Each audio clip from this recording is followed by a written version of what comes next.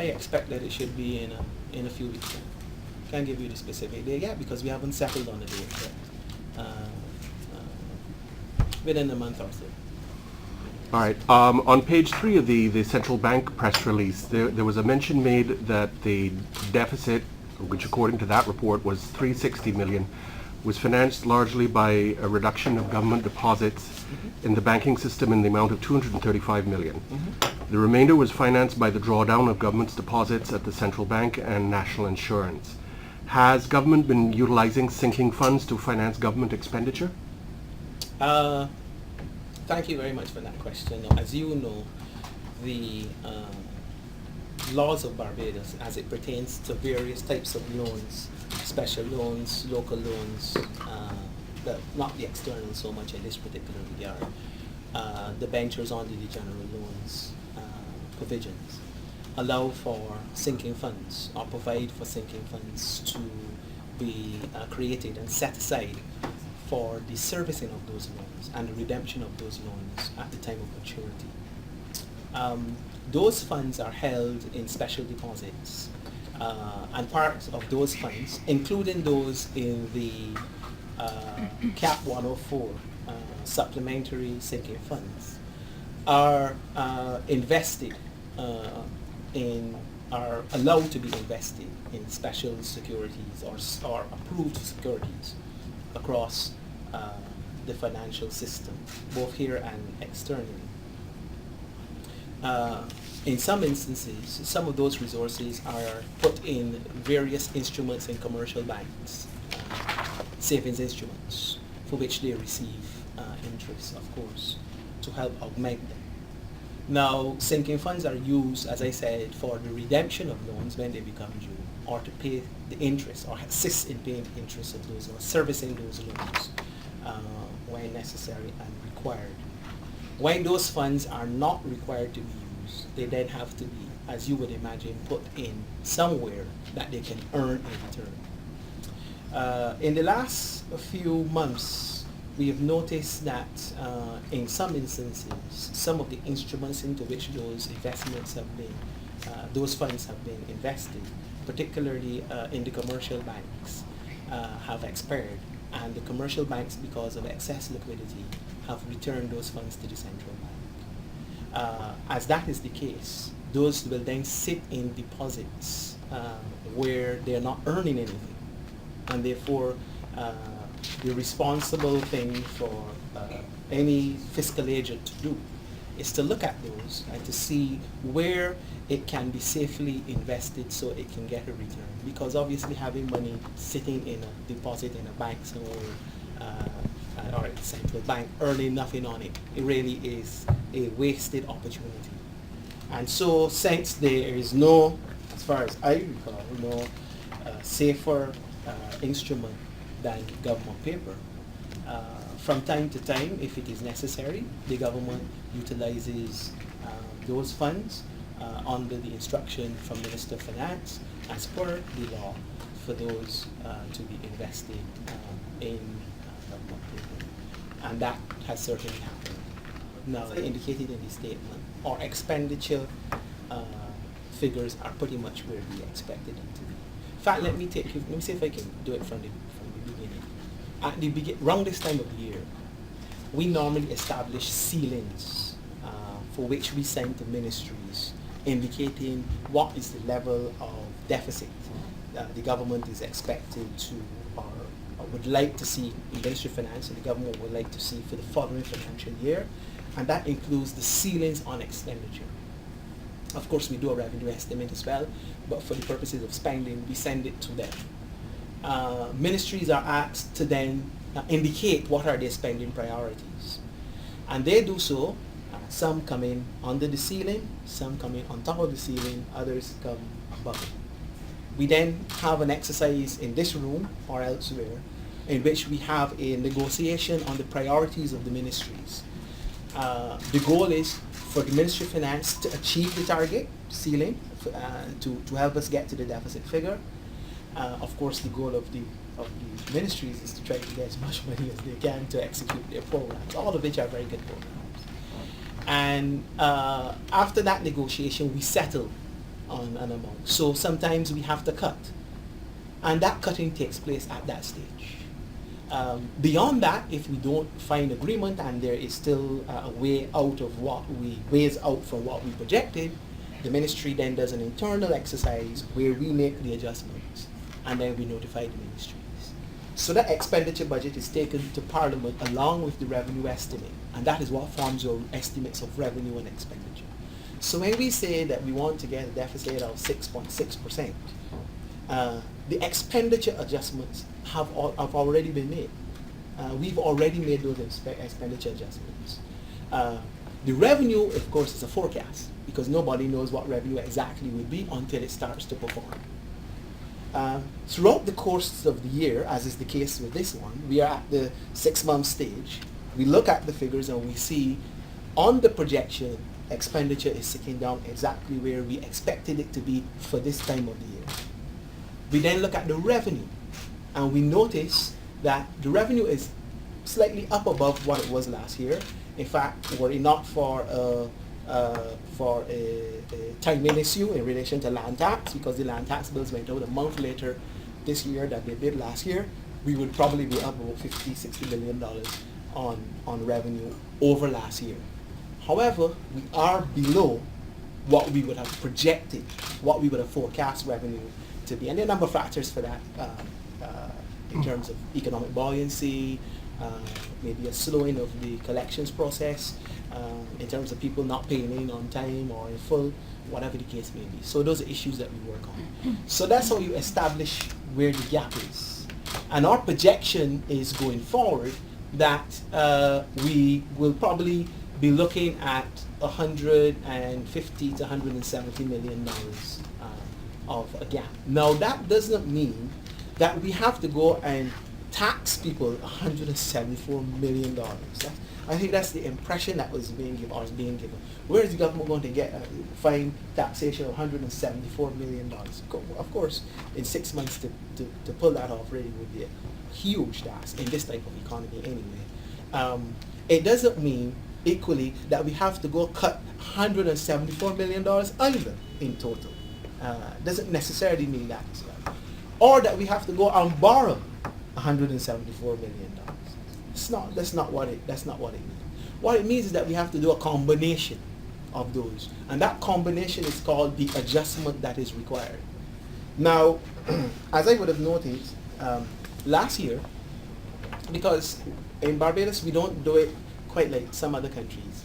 Some countries have two estimates during a financial year. They have the first one and then they come with a supplementary estimate which is presented almost identical to the estimates that are done in March. We do supplemental votes, but we don't do it collectively and bring it as a new estimates document. We do supplemental votes. And in the course of last year, for example, where you saw that spike in the deficit, we did about $382 million of supplementaries. There were 18 in all, and I think the value was about $382 million. So very early we have identified through working with ministries from the beginning of the financial year that exercise and that process could not repeat itself this year if we wanted to achieve the target. So what we have already put in train is work to ensure that we keep that figure below $100 million so that you do not get this explosion of the deficit to put additional pressure on you. So if you can glean off $100 million from what you would have normally had to do, or $200 million, you automatically begin to see that your deficit is not going to approach anywhere where it was last year. Additionally, as I said in the beginning, we continue to be vigilant in implementing fiscal adjustment. And this is not, it's not a straight line. It is not a perfect situation. You look at it and you see where you are at. And so if we say, for example, that we want to get an additional, $30 million in cuts, so $50 million in cuts across ministries, you spread that across as thinly as possible so that the impact would not be as dramatic as if you had to do $174 million in cuts. Mr. Sinckler? Yeah, hold a second, not finished. And then laterally, you look at your tax system and you see where there is scope for first enhancing your tax collection process so that you bring in more revenue than you would normally expect based on the efficiencies of tax collection. And that is what we are looking at. So as you know, there is a process of reforming statutory entities. For example, we've moved ahead already with the proposed merger of Sports Council and Gymnasium. We expect to add COMI to that once the cabinet approves that particular part. We have also signed off, and it has to go to cabinet, but we've also signed off for a merger between the Barbados National Oil Company and the National Petroleum Corporation as well. We're looking at other agencies, but those have to be approved by the cabinet, and I believe that will be done shortly. And in that exercise, it is normal to expect that there will be some attrition, because if you have two entities that have, well, I should call positions, but have two of similar positions, and you merge them and you do not need both, then of course one may go. So you will find that there may be some smaller attrition in terms of retrenchments because of the exercise, but not the 3,000 or the 1,500, not that type. Just permit me to ask this relevant question. I never let you go. The Chamber of Commerce has said that is like a dream, so to speak, to achieve the 6.6, considering that you're just quarter way on your way, yes, and you have a lot more to go, and that you might have to extend in 19 months. Okay. How do you respond? But you see, that's the point. That's why I took the time. It was a little elongated, sorry, but that's why I took the time to explain how the public finance system works. The Chamber of Commerce, I'm not going to respond specifically to the Chamber of Commerce, but I'm going to explain and say that a significant part of the adjustment that we have done, we have already achieved. We have a balance of 2%. If you're coming from 12 and you're going to 6.6, and you have a balance of 2 to achieve in the next year, that will tell you that you have achieved more than quarter way, wouldn't it? So therefore, but you have to understand, because those adjustments are made up front. What happens in Barbados, and has happened for many years, it is only now showing up because revenue is weak.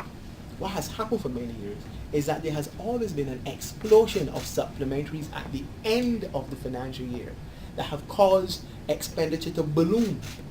And what we're saying is that we have put systems in place to ensure this year that that does not happen, so that when we examine it and we look to see, it means that the target which we have identified becomes even more achievable.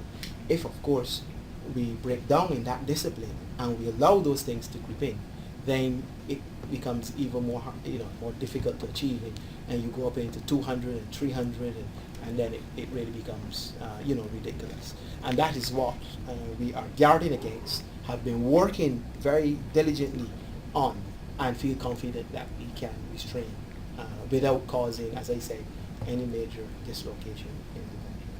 Good evening, Mr. Sinckler, Geraldine Edwards from the Nation. The major question that has been asked over the past couple of months, couple of weeks, has been the issue of the bursaries for university students. It's almost halfway in the academic year. Yeah. Are those bursaries coming? Have you approved the financing for those bursaries?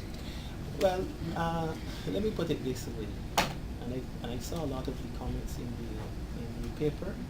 Some of them very unfortunate. In fact, the most unfortunate is that private correspondence between the director, whoever, because I didn't actually see the letter, but private correspondence between the Ministry of Finance, officials in the Ministry of Finance, and the Ministry of Education found its way into a local newspaper. But I guess that's the times that we're living in.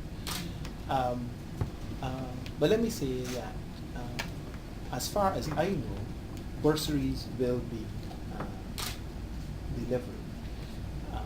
The Ministry of Education was advised, and I understand that they have taken that advice. I've spoken to my colleague. In fact, Minister Jones, people say they wonder if we are already in the same government. He actually sits right next to me in cabinet, so I know that he knows very well that and has worked on it, that we get requests from ministries for supplementaries, again, every year. And I mean, often. And we have to say, in fact, the majority of them, we have to say no. And we always do that based on what we know is available. Because it makes no sense, approving a supplementary if you know you don't have the money to satisfy. So when this issue was broached, we indicated to the ministry that we would support bursaries as long as the ministry can identify savings within their budget to pay for those bursaries, because there was no new money in the Ministry of Finance to give to that particular cause. I am confident, and I have been advised, that the ministry, by the minister himself, no less a person, has identified where those savings will come from, and will be making the necessary, or have in fact made the necessary recommendation to the Ministry of Finance for approval, and it will be approved. When? So they will get the bursaries. I can't tell you when, but so long as they have identified where the savings are coming from, and they have the money available to them, they can go ahead and start anytime that they so desire.